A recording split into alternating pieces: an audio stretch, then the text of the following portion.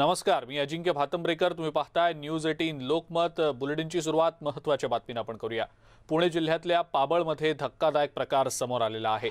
स्मशानभूमीमध्ये एका मुलीचा फोटो कोहळ्यावर लावून अघोरी उतारा टाकण्यात आलाय. गावातले लोक दशक्रिये निमित्त स्मशानात गेले असता हा सगळा प्रकार समोर आला. करणी करण्याच्या उद्देशाने कोणीतरी हा अघोरी प्रकार केल्याचं समोर येतंय. कोहळ्यावर पिन टोचून मुलीचा फोटो त्यावर चिकटवून त्यावर लिंबू, कुंकू आणि इतर गोष्टी वाहण्यात आलेल्या होत्या. या प्रकाराबद्दल पाबळच्या ग्रामस्थांनी घाबरून न जाता पोलिसांकडे तक्रार करावी असं आवाहन अनिसच्या कार्यकर्त्या नंदिनी जाधव यांनी केलेलं आहे.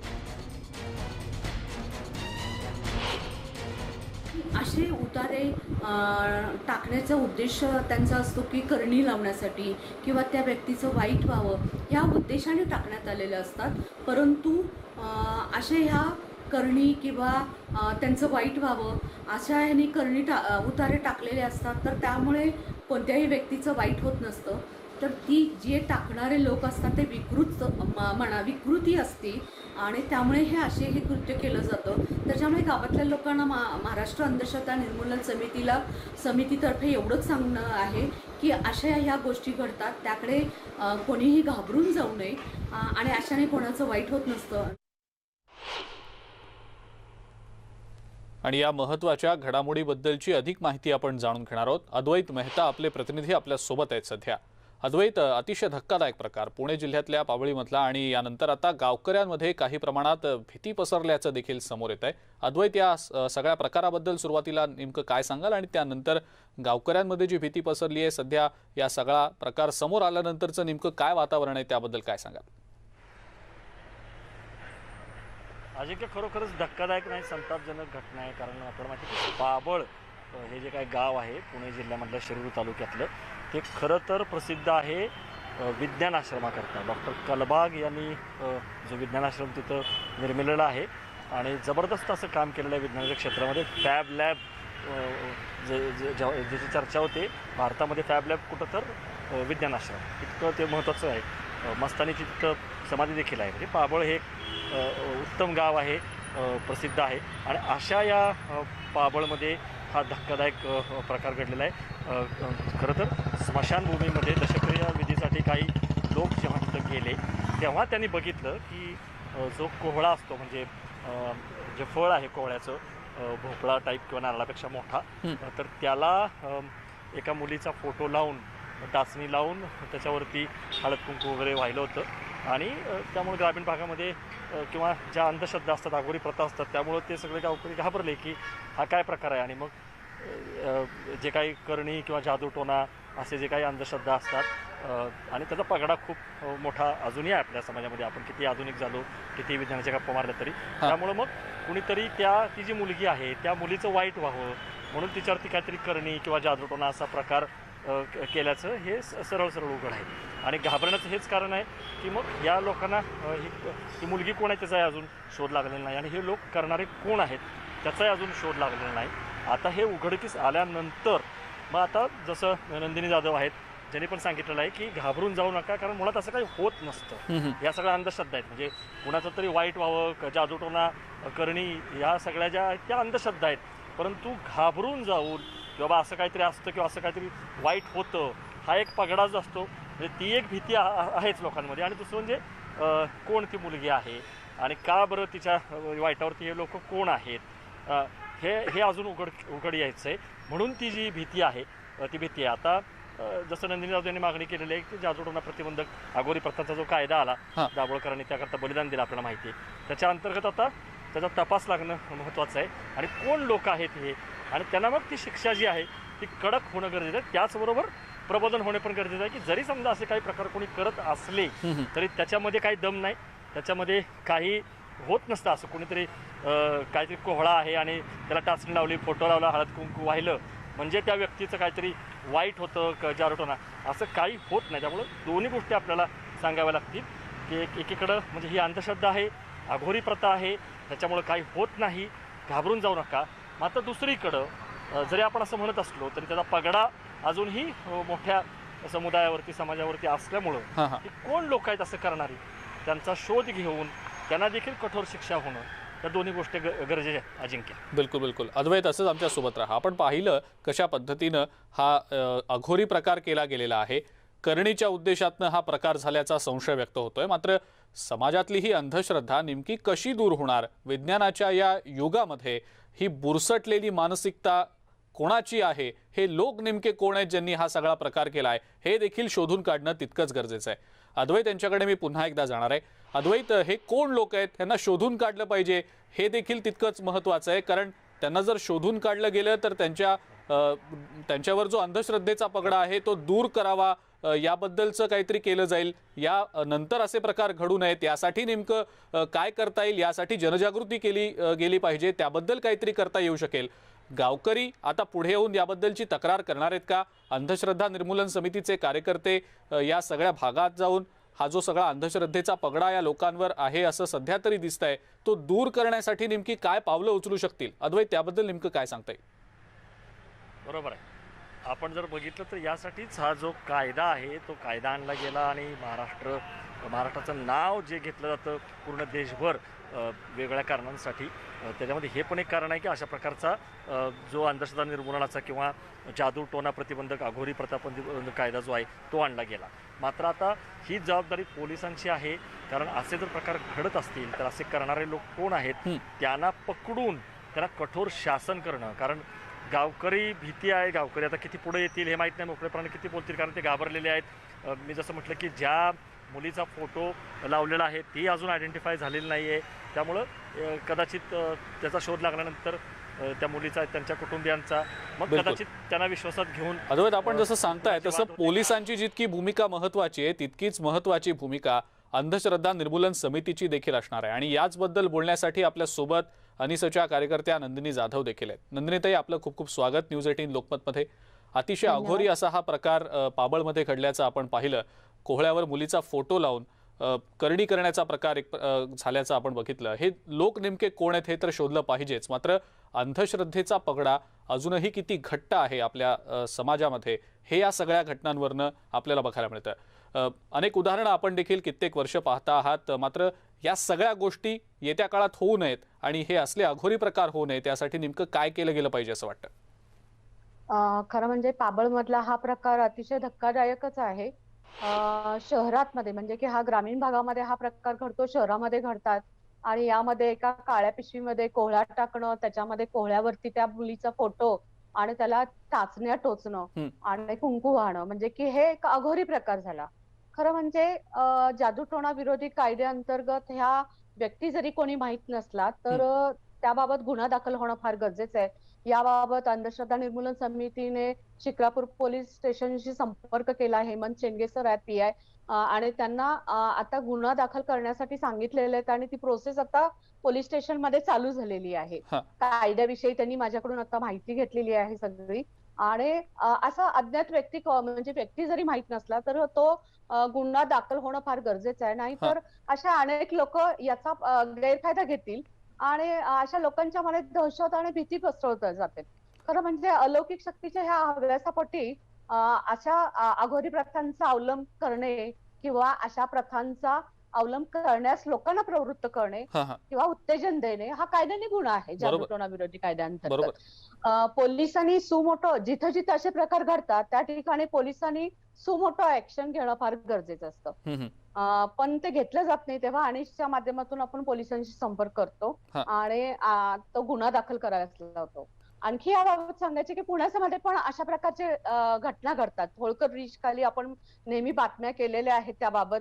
होळकर ब्रिजच्या खालीही 3 झाडांना अशाच प्रकारचे फोटो वगैरे लावून लोकांचे करणी लावण्यासाठी किंवा एखाद्याचं वाईट होण्याच्या उद्देशाने हे केलं जातं. याच्यामुळे लोकांच्या मध्ये काय होतं, दहशतीचं वातावरण निर्माण होतं आणि त्यासाठी अशा व्यक्तीवरती गुन्हा दाखल होणं फार गरजेचं आहे.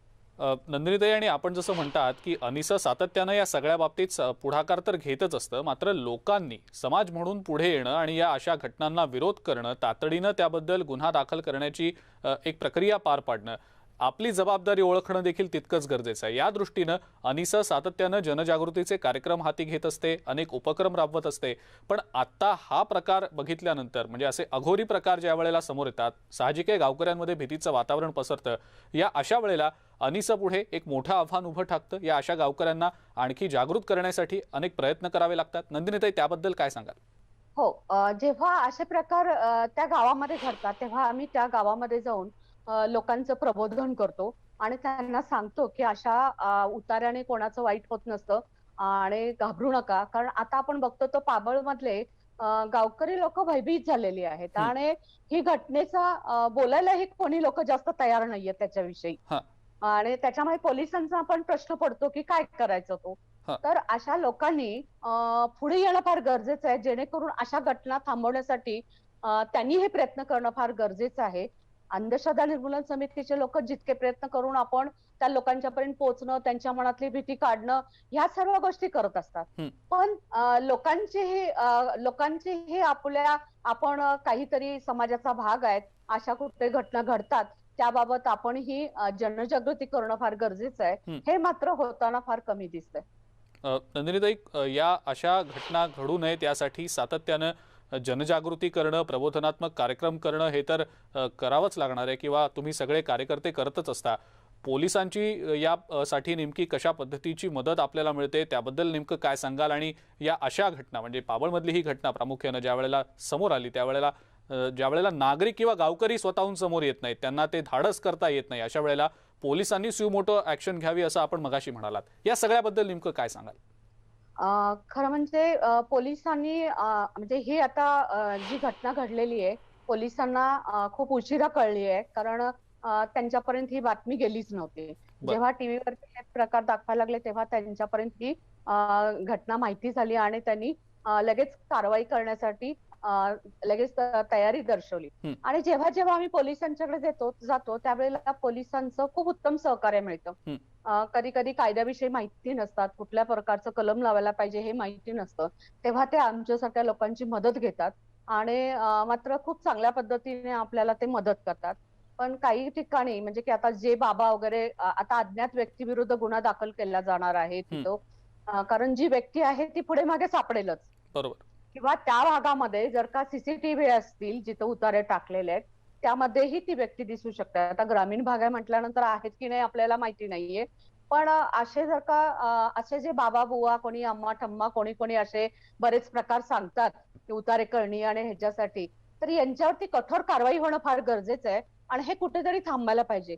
रोज कुठेतरी एखाद्या झाडाला अशी भावली फोटो कोणाचे तरी टोकले जातात, त्यांचं वाईट व्हावं ह्या उद्देशाने, आणि ही मानसिक प्रवृत्ती जी विकृती आहे त्या माणसांची ती कुठेतरी कमी होण्यासाठी गुन्हे दाखल होणं फार गरजेचं आहे. नंदिनीताई, विज्ञानाच्या युगात आपण आहोत आणि अशी बुरसटलेली मानसिकता घेऊन हे लोक अशा प्रकारच्या गोष्टी जर करत असतील तर त्याला नेमकं काय म्हणावं असा प्रश्न पडतो। सुशिक्षित लोकांनी यामध्ये आता पुढाकार घेणं, अंधश्रद्धा निर्मूलन समितीच्या सोबत या अशा लोकांचं प्रबोधन करणं देखील तितकंच गरजेचं आहे। समाज म्हणून आपली जबाबदारी आहे, त्याबद्दल नंदिनीताई काय सांगाल? प्रत्येकाने समाज म्हणून तुम्ही सांगितले की आपली जबाबदारी आहे की विज्ञानाने प्रगत झालेल्या आपण सृष्टीचा वापर करतो पण दृष्टीचा वापर केला जात नाही. ते दृष्टी देण्याचं काम अंधश्रद्धा निर्मूलन समितीच्या माध्यमातून केलं जातं. पण प्रत्येक नागरिकाने विचार केला पाहिजे आहे की अशा ह्या गोष्टीने काही होत नाहीये, तर मात्र समाजामध्ये कुठेतरी परिवर्तन होईल. आणि अशा बाबांच्याकडे की कुठलीही घटना घडली तर अशा ह्या बाबा बुवांच्याकडे जाणं ही लोकांनी टाळलं पाहिजे आहे. आणि प्रत्येक गोष्ट म्हणजे की कोणाचं वाईट करायचं असेल किंवा काही हे करायचं असेल तर अशा गोष्टीने उतारे टाकून वगैरे काही कोणाचं वाईट होणार नाहीये हे लोकांनी समजून घेतलं पाहिजे. पण काही म्हणजे सुशिक्षित लोकही त्यामध्ये सहभागी होतात हे असे उतारे टाकण्यामध्ये वगैरे. म्हणजे दर अमावस्या पौर्णिमा आली तर तुम्हाला कुठेतरी चौकामध्ये उतारे टाकलेले दिसतीलच. तर ह्या प्रथा कुठेतरी थांबणं फार गरजेचं आहे. पण हळूहळू प्रबोधनाच्या माध्यमातून हळूहळू मात्र हे कमी होईल अशी आम्हाला आशा आहे. बिलकुल. आणि ही लढाई जी आहे तर ती दशकांची नाही तर शतकांची आहे. त्याच्यामुळे हे लोकांच्या पर्यंत आपल्याला सांगणं आणि त्यांना या भीतीतून मुक्त करणं हे अंधश्रद्धा निर्मूलन समिती करतच आहे. आणि जेवढं आपल्या परीनं होईल त्या परीनं महाराष्ट्रातले अंधश्रद्धा निर्मूलन समितीचे कार्यकर्ते पूर्ण जिथे ह्या घटना घडतात त्या ठिकाणी लगेच जातात आणि त्या गावातल्या लोकांशी किंवा सरपंचांशी बोलतात आणि त्यांचं प्रबोधन करतात. बिलकुल. नंदिनीताई, अशाच आमच्या सोबत राहा. मी येतो पुन्हा एकदा आपल्याकडे. अद्वैत यांच्याकडे मी आता जाणार आहे. अद्वैत, या सगळ्या प्रकारानंतर पोलिसांना कदाचित ही सगळी बाब थोड्या उशिरानं कळली, त्यामुळं दखल घेऊन तातडीनं यावर कारवाई आता होतीये. आता सध्या याबद्दलची कारवाई सुरू असल्याचं नंदिनीताईंनी देखील आपल्याला सांगितलंय. मात्र पोलिसांनी या अशा घटना घडल्यानंतर स्युमोटो घेऊन तातडीनं या सगळ्या लोकांवर कारवाई करावी अशी अपेक्षा सातत्यानं व्यक्त होत असते. मात्र नागरिकांनी देखील पुढे येऊन पुढाकार घेऊन या अशा घटना घडतायत ते पोलिसांना देखील सांगणं तितकंच गरजेचं आहे. अद्वैत, त्याबद्दल नेमकं काय सांगाल? अजिंक्य, आपण जर बघितलं तर नंदिनीताईंनी मगाशी सांगितलं की अनेक वेळा पोलिसांना या घटना एक तर उशिरा कळतात. कळाल्यानंतर त्यांची जी एक प्रकारे त्यांनी ज्या पद्धतीने ॲक्शन घ्यायला पाहिजे ती घेतली जात नाही. कारण बऱ्याच पोलिसांना सुद्धा या प्रकारे प्रशिक्षणच नाही, त्यांना सुद्धा प्रशिक्षण द्यायची गरज आहे. आपल्याला आठवत असेल की जेव्हा डॉक्टर नरेंद्र दाभोळकरांचा खून झाला पुण्यामध्येच, तेव्हा तत्कालीन पुण्याचे जे CP होते त्यांनी त्यांच्या खुनाचा शोध लावण्यासाठीच प्लॅनचेटचा आधार घेतला होता. म्हणजे पुण्याच्या तत्कालीन CPवरतीच इतका अंधश्रद्धेचा पगडा होता की ज्यांनी अंधश्रद्धेविरुद्ध बलिदान दिलं, एवढा लढा दिला, त्यांच्याच खुनाचा शोध लावण्यासाठी प्लॅनचेट म्हणजे ही जी काय अंधश्रद्धा आहे, म्हणजे किती मोठी लढाई आहे अनिसची अंधश्रद्धा निर्मूलन समितीची, नंदिनी जाधव आपल्याला सांगतीलच. त्यामुळं कुठंतरी पोलिसांमध्ये सुद्धा बऱ्याच वेळा या सगळ्या गोष्टींबद्दल बिलकुल अज्ञान असतं, भीती असते आणि हेच अज्ञान खरं तर दूर करण्याचं खूप मोठं आव्हान आहे अद्वैत. आणि मी येतो पुन्हा एकदा आपल्याकडे. माफ करा, मी थांबवतोय तुम्हाला. आपल्या सोबत सध्या हमीद दाभोळकर आहेत, त्यांच्याकडनं आपण या संदर्भातली प्रतिक्रिया जाणून घेऊया. हमीदजी, आपलं स्वागत न्यूज 18 लोकमतमध्ये. पाबळमधला हा प्रकार अघोरी एक प्रकारचा समोर आलेला आहे. अंधश्रद्धेचा पगडा किती घट्ट बसलाय, विज्ञानाच्या युगात ही बुरसटलेली मानसिकता बघायला मिळते. काय नेमकी याबद्दलची आपली पहिली प्रतिक्रिया? खरंच आहे, पुण्याला विद्येचं माहेरघर म्हटलं जातं. म्हणजे जिथे माणसं शिकली सवरलेली आहेत आणि त्याच्यामुळं ती शहाणी होतील, विचारी होतील अशी अपेक्षा आहे. पण प्रत्यक्षात तसं होताना दिसत नाहीये. एका बाजूला शिक्षणाचा प्रसार झालेला आहे, पण दुसऱ्या बाजूला या आदिम भावना, भीती जी माणसाच्या मनात आहे, अंधश्रद्धांचा पगडा आहे, तो काही कमी झालेला नाहीये. स्वतःचा फायदा व्हावा म्हणून लोक किती खालच्या थराला जाऊ शकतात आणि दुसऱ्या व्यक्तीला त्रास व्हावा आणि खास करून लहान मुलांचा याच्यामध्ये बळी जातो, नरबळी सारख्या घटना याच्यातनं घडू शकतात. आणि त्यामुळं पोलिसांनी याविषयी जागरूक असणं आवश्यक आहे. जादूटोणा विरोधी कायद्यामध्ये दक्षता अधिकारी नावाची एक तरतूद आहे, ज्याच्यामध्ये ज्या ठिकाणी अशा स्वरूपाच्या गोष्टी दिसून येतात त्या ठिकाणी पोलीस स्वतःहून जाऊन चौकशी करू शकतात आणि प्रतिबंधात्मक कारवाई करू शकतात. त्यामुळे दक्षता अधिकाऱ्यांनी अशा स्वरूपाच्या प्रसंगांमध्ये हस्तक्षेप करणं आवश्यक आहे. आणि दुसऱ्या बाजूला समाज प्रबोधनाची जी लढाई आहे ती तर आपल्याला सातत्याने लढावीच लागेल. बरोबर. हमीदजी, मात्र गावकऱ्यांमध्ये जी भीती आता या सगळ्या प्रकारानंतर पसरलेली आहे, प्रबोधन करण्याचं, जनजागृती करण्याचं एक मोठं आव्हान असणार आहे. आणि असे प्रकार येत्या काळात होऊ नयेत यासाठी देखील सातत्यानं काम करावं लागणार आहे. अनिस पुढे एक खूप मोठं आव्हान आहे असं वाटतं? नक्कीच आहे. पाबळ हे गाव विज्ञान आश्रमाचं गाव आहे. तिथे विज्ञानाची शिक्षण लहान मुलांना दिलं जावं याच्यासाठी मोठा आश्रम उभा केला गेला आणि त्याच गावामध्ये लहान मुलांच्या बाबतीत असे प्रसंग घडतायत. तर मला वाटतं की अंधश्रद्धा निर्मूलन समिती असा प्रयत्न करेल की विज्ञान आश्रमाच्या बरोबरीनं गावकऱ्यांच्या मध्ये याविषयी आपण प्रबोधन करू आणि त्यांच्या मनामध्ये असलेली भीती दूर करण्याचा प्रयत्न करू. बिलकुल. हमीदजी, खूप खूप धन्यवाद. आपण न्यूज 18 लोकमतशी बोललात आणि आपली प्रतिक्रिया दिली त्याबद्दल. आपले प्रतिनिधी अद्वैत मेहता आपल्यासोबत होते, त्यांनी या सगळ्या प्रकाराबद्दलची माहिती आपल्याला दिली. नंदिनी जाधव आपल्यासोबत होत्या, अनिसच्या कार्यकर्त्या. त्यांनी या सगळ्या प्रकारानंतर आता गुन्हा दाखल करण्याच्या दृष्टीनं जी काही प्रक्रिया आहे ती प्रक्रिया सुरळीतपणे पार पडेल आणि जे लोक या मागे आहेत त्यांचा शोध घेऊन त्यांच्यावर कठोर कारवाई करण्याच्या उद्देशानं त्यांनी देखील कंबर कसल्याचं आपण पाहतो आहोत. नंदिनीताई, आपलं देखील धन्यवाद. पुणे जिल्ह्यातल्या पाबळमधला हा करणीचा सगळा प्रकार समोर आल्यानं तिथं खळबळ माजली आहे. स्मशानभूमीमध्ये एका मुलीचा फोटो कोहळ्यावर लावून अघोरी उतारा टाकण्यात आला. 5 दिवसांपूर्वी बुलढाणा जिल्ह्यातल्या मलकापूरमध्ये सुद्धा असाच अघोरी प्रकार घडलेला होता. आत्म्यांना जागरूक करण्यासाठी तिथं स्मशानभूमीत तंत्रमंत्र सुरू होतं. यासाठी छत्तीसगडहून 3 मांत्रिकांना सुद्धा बोलावण्यात आलेलं होतं. मृत आत्म्यांना जागृत करण्याचा हा प्रकार होता. रात्री स्मशानभूमीमध्ये तंत्रमंत्र सुरू असल्यानं परिसरात भीतीचं वातावरण निर्माण झालेलं होतं. न्यूज 18 लोकमतच्या बातमीनंतर जादूटोणाविरोधी कायद्यानुसार कारवाई देखील करण्यात आलेली होती. या सगळ्या घटना पाहिल्यानंतर समाजात अजून सुद्धा अंधश्रद्धेचा पगडा कायम असल्याचंच दिसून येतं.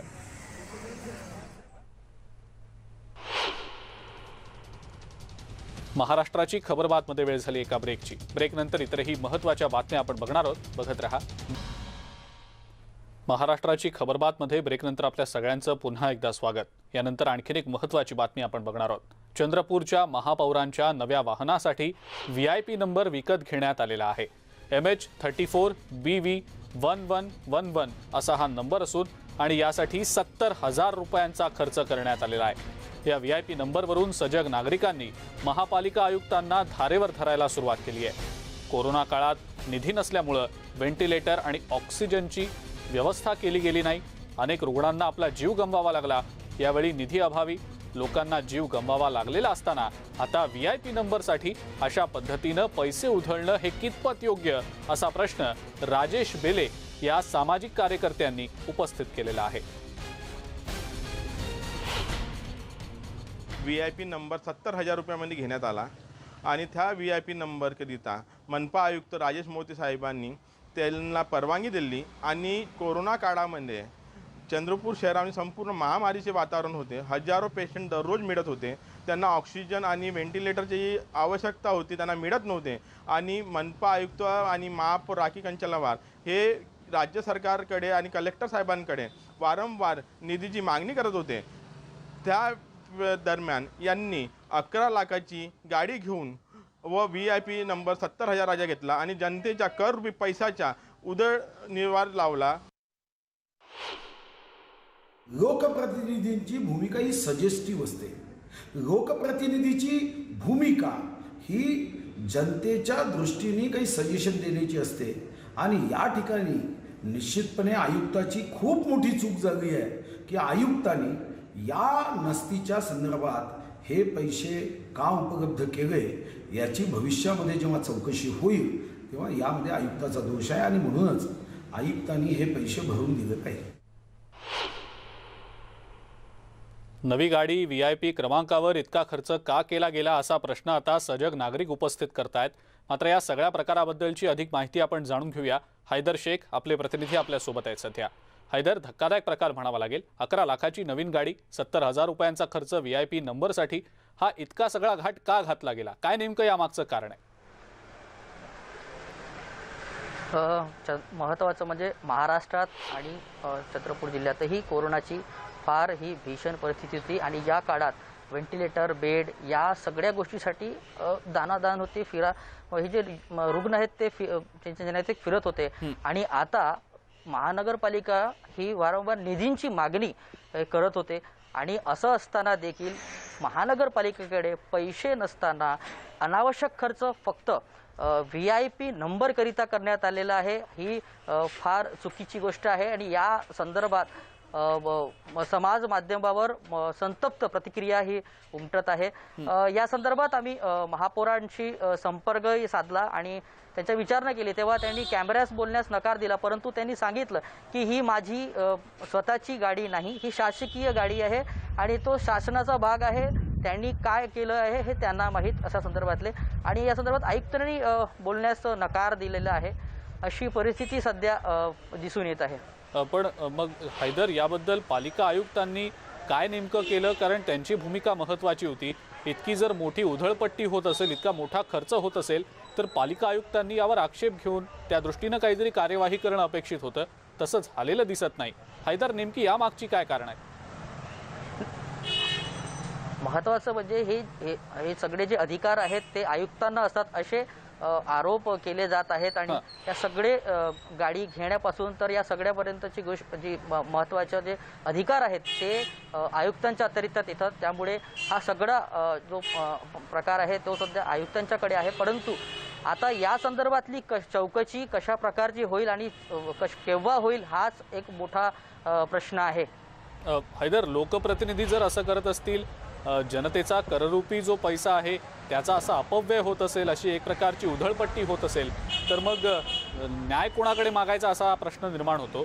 ज्या वेळेला असे प्रकार घडतात त्यावेळेला महापौरांनी किंवा पालिका आयुक्तांनी स्वतःहून खरं तर असे प्रकार होऊ नयेत हे टाळलं पाहिजे, मात्र तसं झालेलं देखील दिसत नाही। आता चौफेर टीका होतीये, अनेक इतर जे पक्ष आहेत, समाज माध्यमांच्या द्वारे सजग नागरिक आहेत, या सगळ्या निर्णयावर टीका करतायत।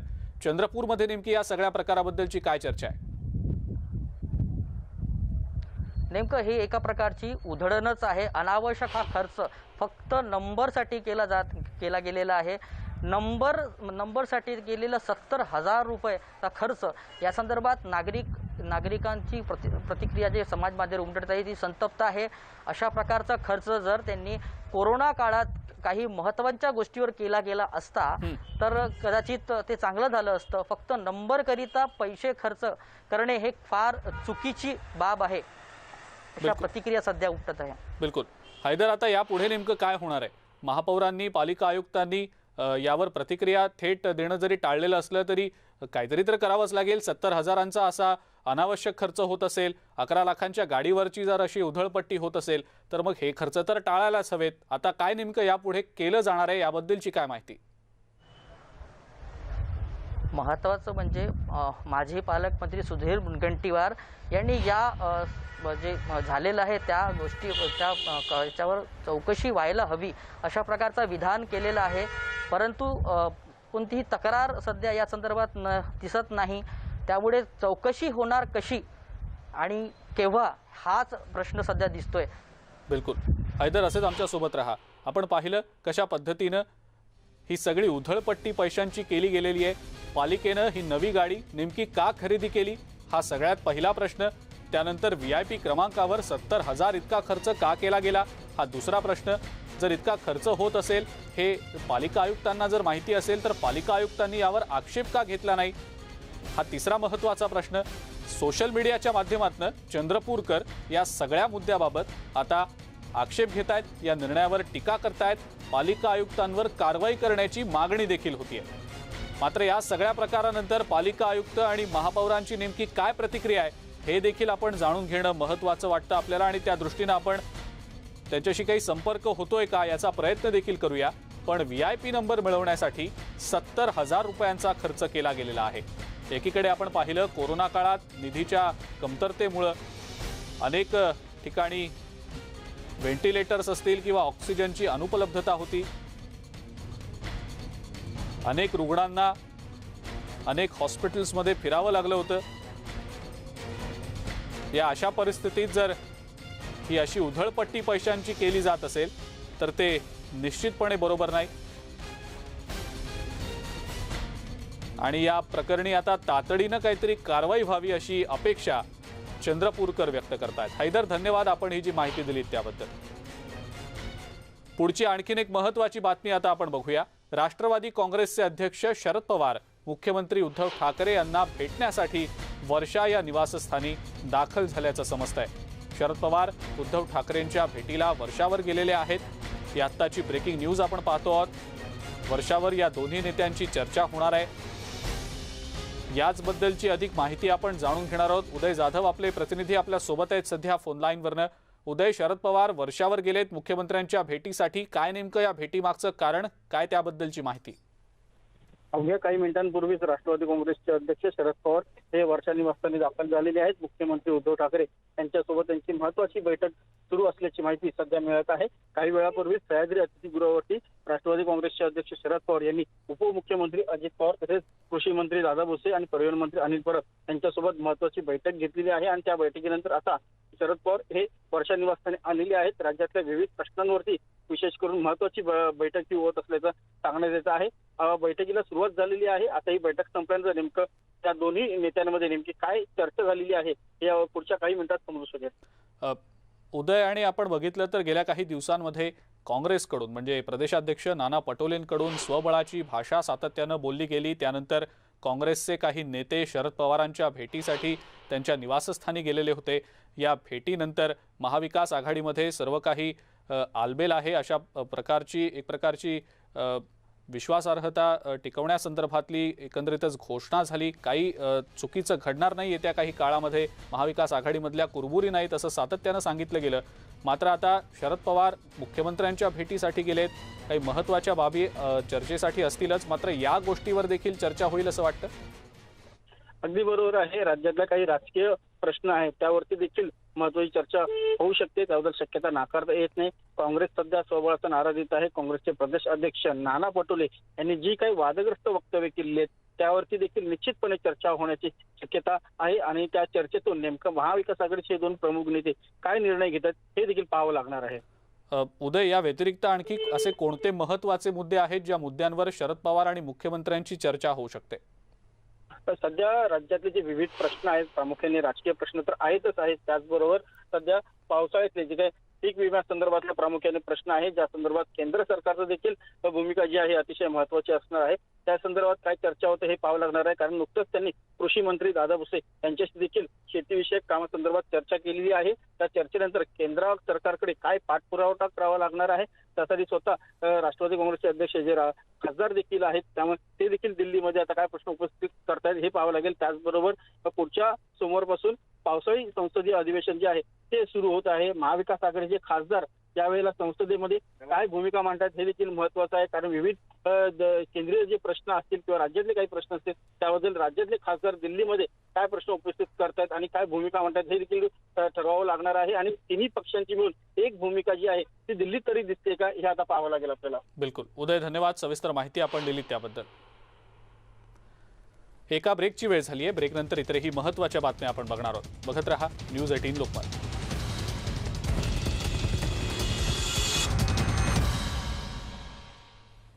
ब्रेकनंतर आपल्या सगळ्यांचं पुन्हा एकदा स्वागत. मुंबई महानगरपालिकेत सुद्धा आता नामकरणाचा वाद उफाळलेला आहे. गोवंडीमधल्या गार्डनला टिपू सुलतानचं नाव देण्यास भाजपनं विरोध केलाय. समाजवादी पक्षाच्या नगरसेविका रुखसाना सिद्दीकी यांनी गार्डनला टिपू सुलतानचं नाव देण्याचा प्रस्ताव दिलेला होता. हा वाद आता महापौरांच्या दालनामध्ये पोहोचलेला आहे. नामकरणाचा प्रस्ताव बाजार उद्यान समितीच्या बैठकीमध्ये फेरविचारार्थ पाठवण्यात आलेला आहे.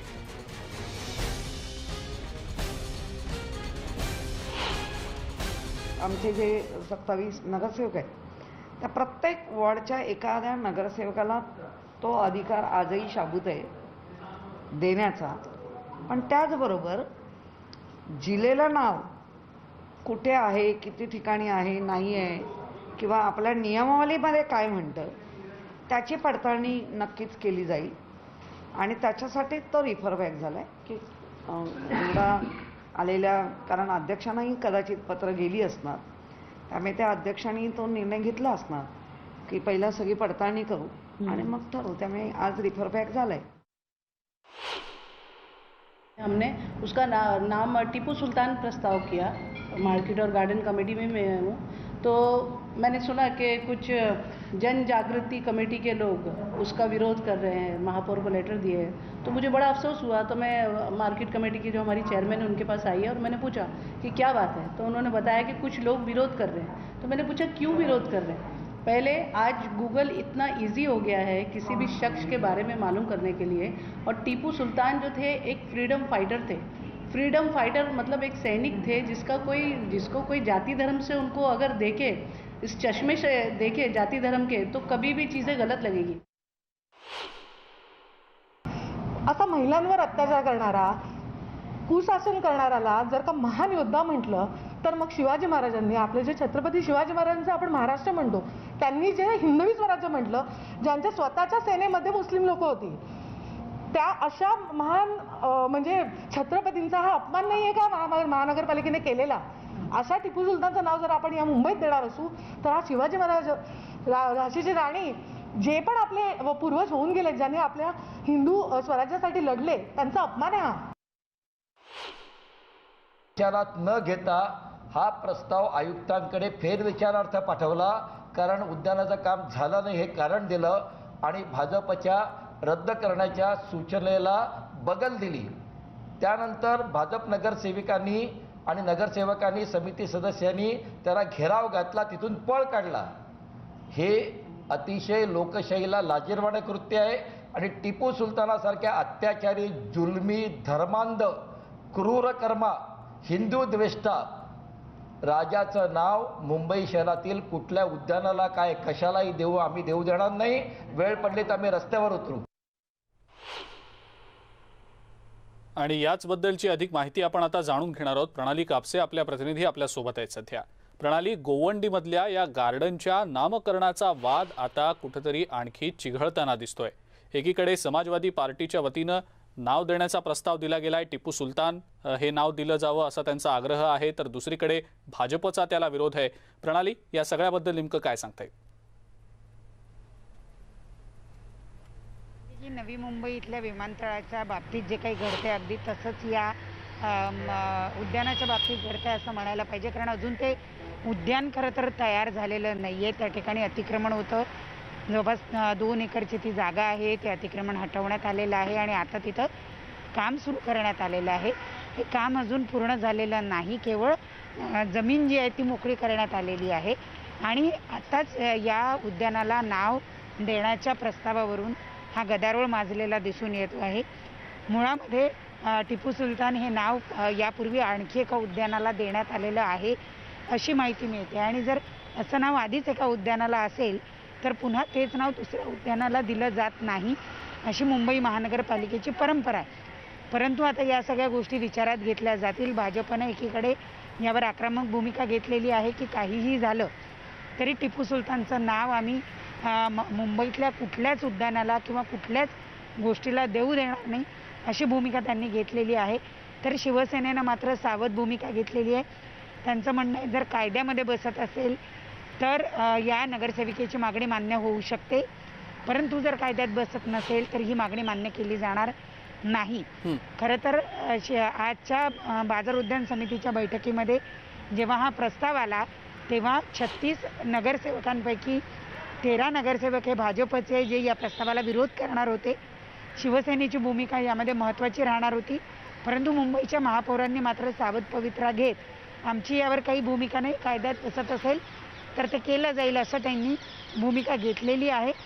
परंतु आता या प्रस्तावावरून येत्या काळामध्ये मुंबई महानगरपालिकेमध्ये चांगलाच वादंग होईल असं दिसतंय.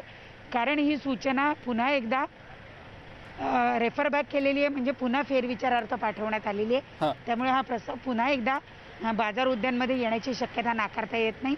परंतु यावर भाजपनं आक्रमक भूमिका घेतलेली आहे. त्यामुळे येत्या काळात या प्रस्तावाचं काय होतं हे आता नक्कीच बघावं लागेल. बिलकुल प्रणाली, आणि येत्या काळात यावर भाजप आणि समाजवादी पार्टी या दोन पक्षांमध्ये कुठेतरी घमासान होईल, वाद होईल राजकीय, असंच दिसतं आहे सध्या तरी. आणि दुसरीकडे शिवसेनेची या सगळ्यामधली भूमिका खूप महत्त्वाची होती, मात्र त्यावर आता शिवसेनेनं सावध भूमिका घेतली आहे. त्यामुळे शिवसेनेला देखील या वादात पडायचं नाही की काय असंच दिसतंय. प्रणाली, मात्र राजकीय संघर्ष जो येत्या काळात होऊ शकेल यावरनं त्याबद्दल नेमकं काय सांगता येईल? मुळात जर आपण बघितलं तर मुंबई महापालिकेमध्ये समाजवादी पक्षाचे 7 नगरसेवक आहे. सध्या समाजवादी पक्ष राज्यामध्ये त्यांनी शिवसेनेला पाठिंबा दिलेला आहे. मुंबई महानगरपालिकेमध्ये समाजवादी पक्षाची भूमिका ही विरोधकांची जरी असली तरी राज्यामध्ये सरकार स्थापन झाल्यापासून शिवसेना, राष्ट्रवादी, समाजवादी आणि काँग्रेस हे पक्ष बहुतेक प्रश्नांवर, बहुतेक मुद्द्यांवर भाजपला मुंबई महानगरपालिकेमध्ये एकट्या पाडण्याचा प्रयत्न करत असतात. अजून मुंबई महानगरपालिकेच्या निवडणुकीला काही कालावधी शिल्लक असल्यामुळे या कालावधीमध्ये प्रत्येक पक्ष हा वेगवेगळ्या मुद्द्यांवर चाचपणी करून पाहतो आहे. चर्चा अशी आहे की शिवसेना, राष्ट्रवादी, समाजवादी हे पक्ष एकत्रित भाजपला शह देण्यासाठी येऊ शकतात. वरकरणी जरी यांची हातमिळवणी नसली तरी अंतर्गत दृष्ट्या हे हातमिळवणी करण्याची शक्यता आहे. कारण महापालिकेतला त्यांचा या सगळ्या पक्षांचा आता एकमेव शत्रू हा भाजप झालाय. त्यामुळे भाजपला एकटं पाडण्याचा, कोंडीत पकडण्याचा प्रयत्न हे सगळेच राजकीय पक्ष म्हणून करत असतात. परंतु हिंदुत्वाच्या मुद्द्यावर आपली भूमिका नेमकी काय आहे, म्हणजे येत्या काळात या मुद्द्यावरनं राजकीय संघर्ष होणार हे निश्चित दिसतंय. प्रणाली, धन्यवाद आपण ही जी माहिती दिलीत त्याबद्दल. पुढची बातमी बघूया. मुंबईमध्ये गुन्हेगारीचं प्रमाण वाढतंय, कारण पोलीस आणि गुन्हेगारांचीच मैत्री झालेली आहे. पोलिसांनी सराईत गुन्हेगाराचा वाढदिवस जोगेश्वरी पूर्वेतल्या MMRDA कॉलनीतल्या त्याच्या राहत्या घरी साजरा केल्याचं उघडकीला आलंय। गेल्या आठवड्यातला हा धक्कादायक प्रकार आहे। जोगेश्वरी पोलीस स्टेशनचे वरिष्ठ पोलीस निरीक्षक महेंद्र निर्लेकर सराईत गुन्हेगार आणि सध्या जामिनावर असलेला आरोपी दानिश सय्यद सोबत केक कापताना व्हिडिओमध्ये दिसतायत। या आरोपीवर गोरेगाव पोलीस स्टेशन मध्ये खुनाचा प्रयत्न करणं, प्राणघातक हत्यारासह दंगा करणं असे गंभीर गुन्हे दाखल आहेत। वरिष्ठ पोलिसांची संगनमत असल्यामुळे गुन्हेगारांचा आत्मविश्वास वाढतोय। मात्र अशा प्रकारामुळे मुंबई पोलिसांच्या प्रतिमेला डाग लागतोय। Happy birthday to you. Happy birthday to you. नगरविकास मंत्री एकनाथ शिंदे आणि शंभूराज देसाई यांनी आज स्वप्नील लोणकरच्या कुटुंबियांची भेट घेतली। शिवसेनेतर्फे लोणकर कुटुंबियांना 10 लाख रुपयांची मदत करण्यात आल्याची माहिती एकनाथ शिंदे यांनी दिलेली आहे। तसंच स्वप्नीलच्या बहिणीला उच्च शिक्षणासाठी सुद्धा शिवसेना मदत करणार असल्याचं त्यांनी म्हटलेलं आहे। तर दुसरीकडे MPSCचा कारभार UPSC प्रमाणेच पारदर्शक करणार असल्याचं सांगत MPSCच्या रखडलेल्या नियुक्त्या तातडीनं करणार असल्याची घोषणा एकनाथ शिंदे यांनी केलेली आहे।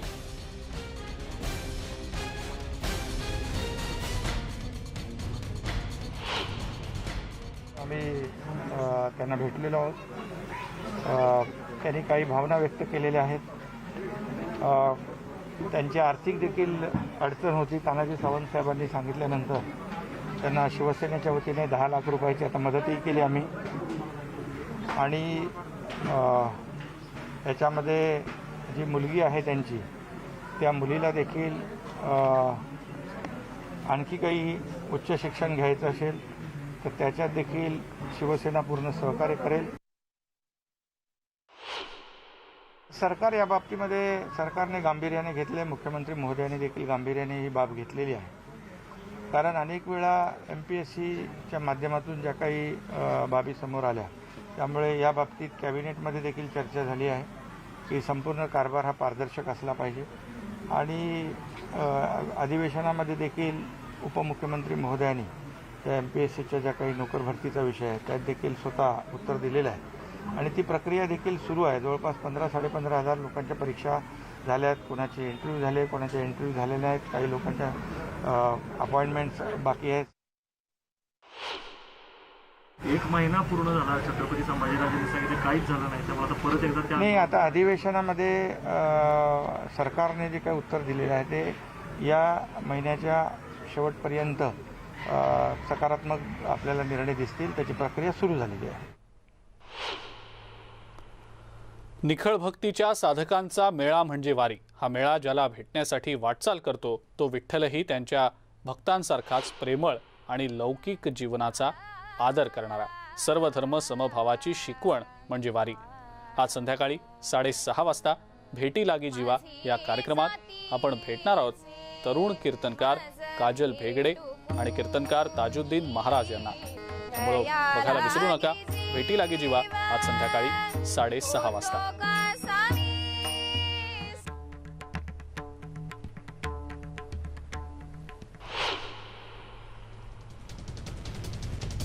आणि या सगळ्या महत्त्वाच्या बातम्यांसोबतच महाराष्ट्राची खबरबात या आपल्या विशेष बुलेटिनमध्ये वेळ झाली इथंच थांबण्याची। ताज्या बातम्या आणि अपडेटसाठी बघत राहा फक्त न्यूज 18 लोकमत।